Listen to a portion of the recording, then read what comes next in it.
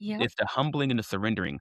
And I think what you're humbling and you're surrendering yourself to is contradiction, incoherence, because Yep. paradox itself is true contradiction, which sounds like total nonsense. This is why whenever people say something like you have the excluded middle, it has to be A or not A. It can't be both at the same time. And that's the funny thing.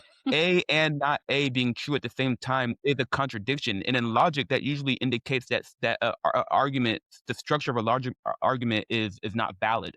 It's like, oh, look, if I start off Hmm. with these premises and I follow the logical consequences, I get to a contradiction, then something went wrong. Yep. But the idea of seeing a contradiction and then thinking to yourself, oh no, that is the truth, is the idea of humbling yourself to incoherence. That doesn't make any sense. Up is down. What are you trying to say right now? And that's why it cannot be within language because basically language is words are basically vectors in a space of concepts. And so when I'm trying to communicate something to you, I use a string of words to point your mind over here instead of over there.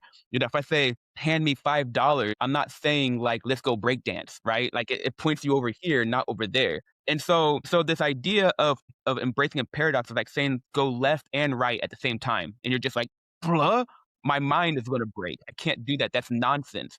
But understanding that the core of reality is nonsense, understanding that the core of it is something like contradictory, incoherent nonsense is the thing that we're supposed to embrace. Yeah, absolutely. Like one of the most powerful things, like you said, the paradox teaches is how to make clear decisions when logic simply isn't Yes. enough. Yes. Yes. Logic is incredibly useful, like, but it tends to narrow our field of vision. It pushes us towards either choosing A or B, one direction, one identity, one answer.